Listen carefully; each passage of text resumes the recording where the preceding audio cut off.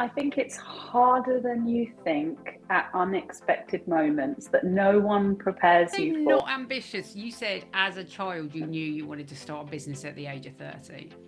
Yeah, That's no, I pretty think ambitious, right?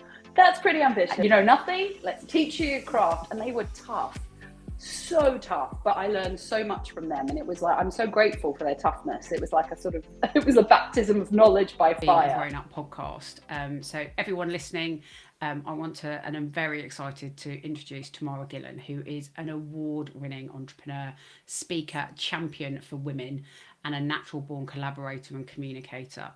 Alongside her philanthropic work with organisations like the UN, she ran Cherry London, one of the UK's most influential partnership agencies, and has subsequently founded FFinc, which was formerly WealthiHer and the WHN Group, which functions both as an amazing women's network and advisor to corporates around the world. Tamara, I'm so excited to have you here for the podcast today. So, I want to kick off with a very broad question. Just tell us a little bit about your journey into adulthood and what it feels like being a grown up to you. Firstly, I am thrilled to be here as your first guest. I think pleased as punch, and I think what a woman, and what such interesting question to open with. And actually, the song comes to mind. Looking like a true survivor, feeling like a little kid. My mum used to say that I still feel like a little kid, and she always had this playfulness about her, and she still does. And I still at times feel like a little kid, and I see the joy and the wickedness in things, the wicked humor in things, not the wickedness in things. And I just think that that we, for me, that playfulness and moments of youth which are about, things are still fresh, you can still learn, you can still be amazed by the world, are really important to me. My journey here, it's funny, it's been curvy, it's been very curvy, like me. My life as a child was very, very all over the world, literally. I grew up in London until I was 10. My dad was an East Ender. His family were like East End, East End. My grandfather was a bare knuckle fighter out of the war, Wow. to pay for his family. My mother was a Kiwi from a family of eight, six sisters who'd come to London, married her landlord. My dad, was someone who, left school with no education, but they believe, he was the entrepreneurial inspiration for me. And he was always like, if you graft, if you have ideas, if you have integrity, if you invest in people, people invest in you. And so he actually built himself out of the East End, literally. And so we moved from Kilburn. And I remember lots of his bricklayers were Irish brickies, and then we moved to Harrow on the Hill, which was very different. And then we moved to New Zealand. Then we moved to a Wow. farm in New Zealand when I was 12. And so I went from this sort of just such a different path through life. And we had pigs and horses and a winery, and that was a wonderful life. And I think it always made me very adaptive, being able to make friends, and I think being able to make relationships. But it also made me a bit of an adventurer. Like, I like risk, and I also like, new situations don't terrify me. Sometimes I think after the pandemic and the cost of living, I'm like, can we just have a bit of calm, But that's definitely made me an adventurer and a people person, because you just have to fit in and get on. And So tell me a little bit about kind of early adulthood, kind of your 20s, and how you kind of got to where you've got to where you are now with FFinc. so I went to university in New Zealand, and I did business administration, history, which was a joy, and I did business administration, and I was always going to come here and I was going to start a business at 30, which I did. I did what New Zealanders call an OE, went on a big travel adventure with my backpack. It was horrific, had to eat cans of baked beans to survive, but I saw lots of Europe, and it was all very wondrous, coming from a small town farming agricultural land. And I arrived with this book called Faith Popcorn, which was about marketing to women. And I basically said, when I'm 30, I'm going to start this business. It's going to be all about marketing to women. And I'm going to work at some agencies in London. So create marketing agencies, learn my stripes. And then I'm going to do a corporate job, and then I'm going to start, which I did, through this very crazy experience. My first job in London was with Southwark Council, which was an experience in and of itself. But I managed, as I always do, to find an interesting project, which was to be part of the branding team that rebranded Borough Market. So it was that wonderful experience in Wow. this crazy public experience of working in a council in Southwark, which was almost, it was sort of, again, I saw it as an adventure in this wonderful project.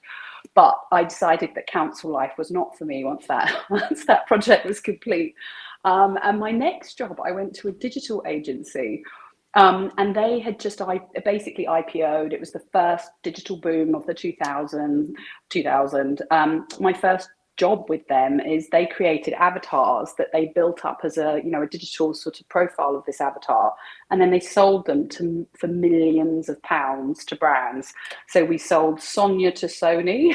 We There was another one that was sold to a German energy company. And then I was given Psychosmos and Isaias, very German, I said, to launch as the UK's first digital pop star with £1 million budget. And I was 24 years old, wearing a red puffer suit. and it was very surreal. And I remember going to a meeting with Pat Gaffey, who was head of BA Awards rewards program. And Psychosmos was this sort of cyber world where you built this profile. And I remember sitting in front of him in my red puffer suit, my favorite suit, and saying, BA needs this. If all travelers could build a Psychosmos profile, then you'd know so much about them. And I thought, why is this man taking the meeting? And not surprisingly, weeks later, everything crashed and burned, and I had no job, nothing. And I was like thinking, what am I gonna do? It was the full bust. And I was really lucky and went to work for some really serious Procter and Gamble trained marketeers, and it was they were like, little girl in the puffer suit, get rid of it, you know nothing, let's teach you your craft. And they were tough, so tough, but I learned so much from them, and it was like, I'm so grateful for their toughness. It was like it was a baptism of knowledge by fire. And then so Cherry London, tell me a bit about Cherry London and then your journey to FFinc. Yeah, so I actually started. So I went to Orange. Headed up their digital marketing team, and then I purposefully got a job at Vodafone, so that I could go on gardening leave for 6 months. And I actually was sitting next to my boss, Jeremy Dale, and actually they always walked people out the door when they got a job at Vodafone. But in my instance, I had just led a reinvention of the whole digital, all of our sort of website, mobile messaging. And so my boss didn't walk me out the door. So I had to sit in management meetings, writing down everything he was saying and drawing diagrams of his strategy in really big letters. And then finally on the third meeting, he was like, Tamara, I don't think you should be here with you going to Vodafone. I was like, hallelujah, thank goodness, put me on gardening leave. So he's like, I think you should go home and HR will talk to you. And so yes, I built Cherry London from there. I rang and told my boss a couple of months later, I'm not going to do it, I'm doing this. He said, just be quiet, just do Cherry London. And Cherry London grew to be, I'd seen that there was this area of partnership marketing and digital, but a very specialism in partnership marketing. And if you could develop a specialism where you said, how do you put big businesses together that actually they are a win-win for those brands, but they're a win-win for the objectives of those brands, but also people, customers. So we were really lucky. First client was Visa. We did London 2012, aligning the co-sponsors. Wow. We built O2 Priority over 11 years. We won Red Bull, Procter and Gamble, Jaguar Land Rover doing their partnerships, HSBCs around the world, so for many, many years. So it was an amazing heyday of partnerships, I have to say, and we grew to about 50 people, lots of awards, brilliant people work with me. They've gone on to be the best partnership people in the UK and across the pond, and it was a great training ground, a great experience. And I had some great business people with me, which always, I loved the journey. And it was in there that Think and WealthiHer started, because I went to a serendipitous meeting where someone didn't turn up and the junior came, who was very not so junior, Forbes 30 under 30, wanted to sort of change the world.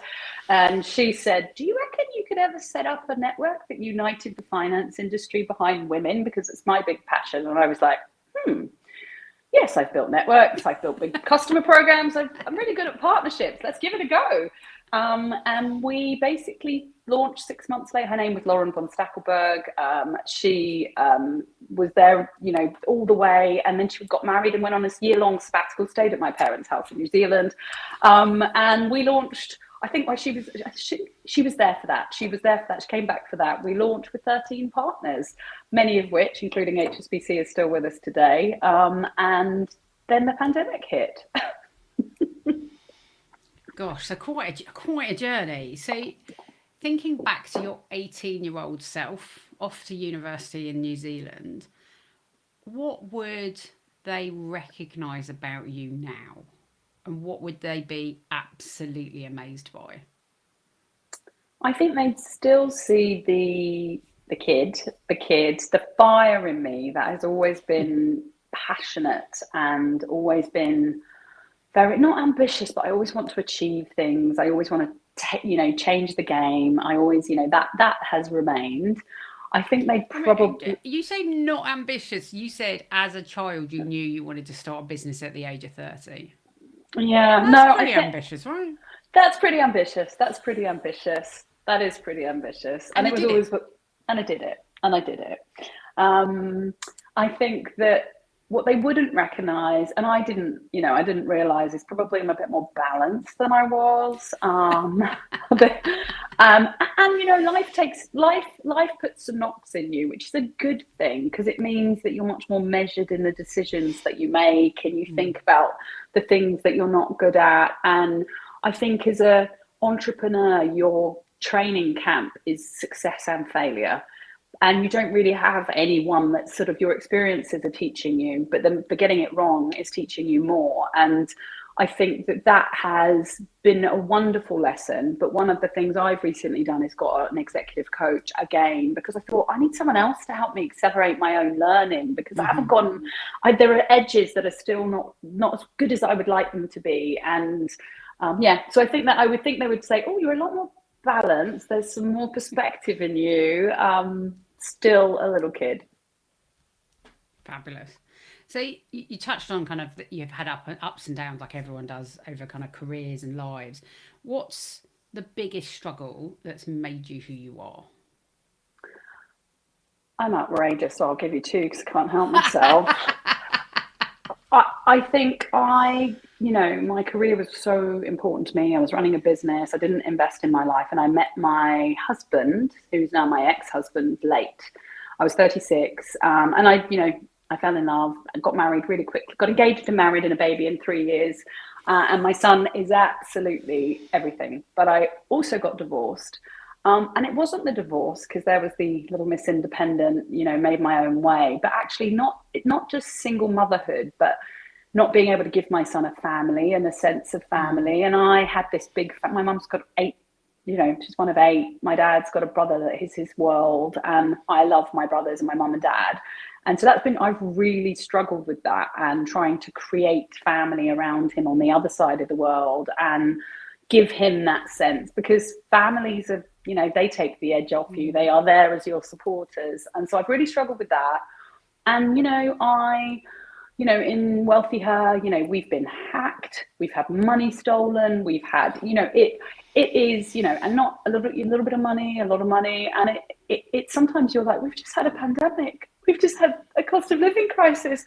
And now I've been hacked, and now I've had money stolen, and I have to rise again. And, and I see in women and all we do, and I look at female entrepreneurs, leaders, and I just think, God, we're all a bit tired, and you have to rise and rise again. And that is sometimes hard. And I saw this amazing woman yesterday, and she said to me, how are you? I was like, stop turning your head to the side. I might have a little cry. Stop doing that. Put it straight. And actually, I think, we've got to be really careful of burnout. And so I'm kind of, that fight that's gone on over the pandemic, it's been a long stretch, so I come on in the budget. Don't destroy us too much. Give us some hope. So that kind of struggle, as you say, the things that the world chucks at you is so hard, isn't it? And I love that phrase, rise and rise again, because that's clearly what a lot of adults have to do, right? Is you get hit by stuff and you just have to pick yourself up and you get on. And I think sometimes we look at people who do that, because not everybody does, and just think they're superhuman. But the reality is we're all just ploughing on through, right? And that's one of the reasons, as you know, I really wanted to start this podcast, which is just to talk about the humanity and the reality of, being a leader, running a business, hitting challenges. You talked about the journey as an entrepreneur, like rejection and failure is definitely part of that journey. Can tell me, like, what was the most difficult kind of rejection or failure that you've had as a grown up, and kind of how did you process that and kind of and pick yourself up and rise again? I mean, I think, as a grown up, I think, failing at marriage and failing at family and failing, I didn't date anyone for 5 years. I was like, and my son was everything. And I just suddenly, people, I think my friends were getting worried. They were like, they were trying to like almost intercept men on the street. We'd go to bars and there'd be like some sort of formation movement to try and get me to meet someone. And I pretty much just put myself out of that world. I was just like, and I didn't feel very good. I didn't feel worthy. I didn't feel attractive. I didn't feel I was doing a good job for my son. And then I've got this like business on speed and I'm spending time and energy there. And that bit of me has been really good to go back to and sort of refine that alongside business. And again, that balance point, because you can't, sometimes someone said to me, you can't have it all at all times. And that is hard, but actually we do need to have many things. And particularly for the rise and rise again, you've got to put fuel in. And that is as much, love and support from others, your family, your loved ones, and so that's been my big adventure back to myself. And I think it's made me better in all the other realms of my life, so. So more a development of understanding than a failure. I think, as you say, sometimes we think when a marriage or something like that fails, I think especially as women, we take that really personally, irrelevant of whose fault it is. And I think, putting yourself back out there is a really scary thing to do, right? Especially when you've got other stuff going on with your life and it's not a priority. Yeah, and that thing that you're reminded of it again and again, people don't invite you to dinners unless you're in a couple, and kids and dinners. And it's, you're almost like, oh, my husband's out. Why don't you come over? Oh, don't worry, but he's on the other side of the world. You're like, but I'm still your friend as if, if it's just me and so you're kind of reminded of it. And it's sort of like a constant reminder. And I think that, so to all those people who have single friends or people who've lost, someone, invite them over anyway. Yes, I'm with you on that battle. I think as well. What's really interesting about what you're saying is, especially given that you're out there, from a work perspective, you're always at the front of the stage speaking, and you're so confident and you're so passionate about what you do, and you're so successful that actually it's hard sometimes for people to see the other side of you, right? Which is actually, I found this really hard. Yeah. And do you think that's more common than we acknowledge?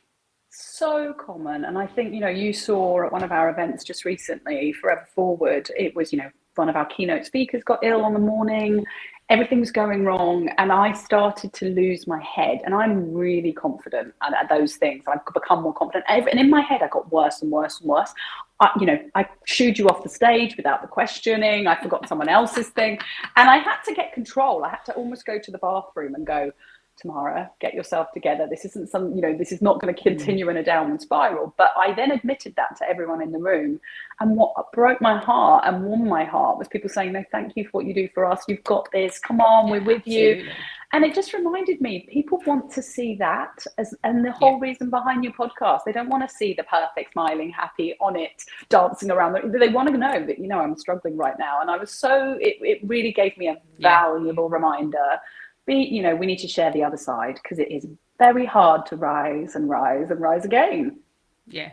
And it's much easier to rise when you've got other people kind of pushing you up there and with you, isn't it? So we've talked about kind of the kind of failures and rejections and the struggles. So I want to flip it on its head and ask you about the best decision you've ever made. Is there one decision where you go, do you know what, that was pivotal?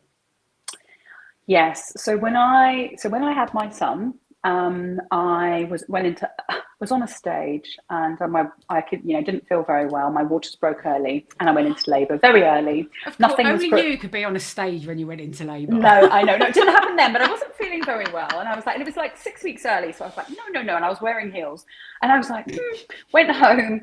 He came early. And I had hired a managing director, a man, for Cherry London. And he wrote to me in Labour, which happened for 3 days. So he had time to think about it. And he said, I don't want to work for you. I want to be you. I'm not taking the job. So I was like, oh my God. So 2 weeks after giving birth, I was interviewing people. And there was this CV that came from the previous, she was the chairwoman of Mediacom Australasia, big media agency. She'd been the CEO and Parsons.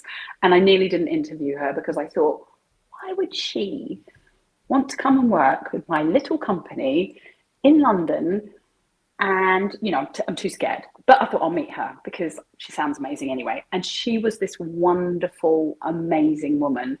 And because she was experienced, because she had been there, done it, I just got support, light, inspiration. It was one of the most, amazing few years for me. I think she was with me for 4 years. She lived in Paris. She came over in the week. Wow. And one of the things I said to her is, oh, could you do a presentation or something? And she said, oh, darling, I've never done a presentation. My people did that. And she used to draw things. She used to draw them. But this statesman experience who could lead, client relationships at the highest levels. And by then we had, HSBC, O2, all of these clients, I couldn't see them all. And what she gave to the team and to me was amazing. And just obviously her wearing her red leather catsuit to the office was also just fabulous. Her red leather catsuit. I love that's very similar to your puffer. Exactly. That's why I hired. That's why I was like, a modern, stylish version of who I wanted to be in my red puffer at 24. And I think that's really interesting. That's such a big decision. And I think, as you say, sometimes people come into your life you're not really expecting. And, as you said, she was really experienced. You didn't really understand it. But what an amazing thing. Even that small decision to actually just interview it, even though you were like, this is not going to work. And such a massive impact. And I just thought how all for me that Neil didn't meet her because she looked too senior and too serious and not too serious, just too big for me. Yeah. And I think, I've heard that said, hire people that terrify you. And it was the best thing I ever did. And she never terrified me, but she was a force and I learned so much. And we're dear friends to this day. That's amazing. That's phenomenal. So we're talking about big decisions and advice, and we all get lots of advice over the years. One of the things I'm really fascinated about is the road not taken. What is the best advice you've been given that you didn't take, and what was the impact? I think that in any business, getting your finance or your COO or your financial COO or your CFO or your finance director or your finance person earlier, and knowing, even if you can't afford them because they're expensive, finding a fractional, finding a way, particularly if you are an entrepreneurial traded person like me, that is all about the ideas and all about the, and I learned a very valuable lesson as well with WealthiHer is, there was a shift in the funding dynamic from when I started the business. It used to be that businesses were going to be funded on future profitability. That changed from 21 to 22 when we were fundraising. I wish I'd had access to that advice because the story I was putting in the market was not what the market had shifted to here because of the shifting in the landscape. If I'd had that advice, I wouldn't have wasted so much energy talking to VCs and having a horrible experience thinking, oh my God, I shouldn't have been there selling a future profit business. I should have been. And we were really lucky, we still raised, nearly £500,000 from high net worth individuals and angels. But it was a journey that it takes a lot to go to market. So I wish I'd had that CFO. And I'd also wish I'd had someone to sort of temper that sort of the ambition that you have for a head for getting the basics right. And I also learned having an agency is a really easy model. Like you charge clients, you get paid for your time. It's profitable. They pay not always in advance, but they pay and you're clear of your resources. Not always in a timely fashion, but they eventually pay you. Suddenly having a multi-product business with different product lines, different cost lines, you don't have that financial heartbeat and accounting understanding. It's a huge hindrance. And then as I've subsequently learned, the tech side of cybersecurity, however you get that, it's a new frontier. Woman up on that one. That must have hit you really hard when WealthiHer got hit. That must have really thrown you. It was I have to say, it was one of my darkest moments, because as you know, we launched, with the founding voices, we had this amazing sort of thing. We had all these, Dame Arlene Phillips, Kelly Hoppin, Martha Lane Fox, and then they intercepted. Yeah. And I think that's the thing, isn't it, about being a grown up is it's a constant journey. One of the things I find fascinating is like, you look at people and we all know people, we think, God, they've really got it together. And the reality is we're all just one crisis away from like, okay, so what do I do now? And how am I going to impact? And how you approach that. And as you say, you took massive learnings out of it. You're like, it'll never happen again. How you approach it, that's like the biggest, scariest bit about being a grown up. Yeah, because you just have to go, okay, I've just got to go into the fray on this. I remember someone rang me on a Saturday night and they went, do you know that there's cryptocurrency deep linking from your site? And I was like, no. And then that's how we started to discover this journey. And it was very, it was a big discovery. It was a big horror. And then the interesting thing is, I've been talking about, relationships at the beginning. In the middle of this meltdown, I was almost probably crying late at night with my small child asleep next to me going, Mummy's not working. And I went on an online dating app and I linked to this man. I was like, okay, yes. And he said, do you want to go to dinner? I was sitting there dealing with all of this, with cybersecurity, lawyers, accountants, and I had my hair in a high ponytail, and I'd messaged him on the side, and I'd messaged him in the morning on the app saying, are we going to dinner? And he never responded, so I didn't go. I was sitting there with the high ponytail and on the side of my head looking terrible, talking to all these people, and they're thinking she's a mad woman. He said, I'm at the restaurant, I'm at the table, and I was like, oh, I'm in a tracksuit in South London. I can be there. And he said, oh, wait. So I went, and actually I went and he's like, oh, good, I'm so glad you're not wearing the tracksuit and the high pony's gone. I said, yes, I sort of on the way here. And actually, and I said, that I shouldn't be meeting you now. My life's falling apart. I said, don't worry, mine is too. So we just had this and actually it's been a joy and a delight and a support. And he knows the whole worst of me.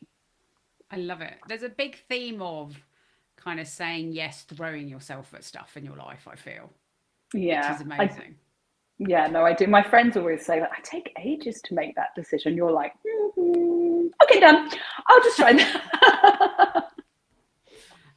Right, and I think that takes us to the final question of the podcast, and this is the one I ask absolutely everybody, and it is back to that kind of beginner's guide and the concept of if a guide existed, what would it say? So what is the one thing that you've learned about being a grown-up that you would put into a beginner's guide?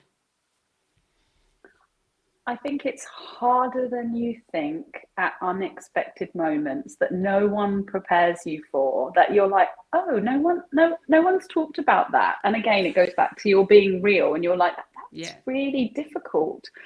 But also it can be more joyful and more fun if we take a lighter view of it, and we gather our loved ones and we laugh a little. And I sometimes forget that, but I think that is so important and vital, is that you laugh at yourself, laugh at the harder bits, ask other people about their experiences, and be honest with each other about both sides, and give each other those you love both sides of it, because we all need it. So what I'm hearing is it's harder than you can possibly imagine on one hand, but it's so much more fun than you can possibly imagine on the other. Absolutely. And then you hit 50 and you've got all these adventures you can go on. I can't wait to. And now my son doesn't like me that much. It's like going off, I'm going over to blah blah's house. I'm like, great. I can watch slow horses. Yes. Oh, you're going to your dad's to Cornwall for 5 days. Great. I can go away for the weekend. Yeah. So you've got that. What is it that Eleanor Mills calls it? The queenagers. Queenagers. We are here, and we are queenly. We are. And that's perfect, because she is also being interviewed in the next couple of weeks on this podcast. So we will ask her about how she came up with Queenager as well. Tamara, it's been such fantastic fun talking to you. Thank you so much with sharing your lived experience, your amazing journey as an entrepreneur. I know you've just rebranded WealthiHer to FFinc, and I'm so excited about that as well for you. And I know it will be a phenomenal success. So thank you so much for your time today. and keep being amazing. Thank you so much for having me. Awesome. Thank you for listening to this episode of A Beginner's Guide to Being a Grown-Up. If you enjoyed it, please like, follow and subscribe wherever you get your podcasts. If there's someone who inspires you that you'd like me to interview, you can find me on LinkedIn, Instagram and TikTok. In the meantime, enjoy being a grown-up.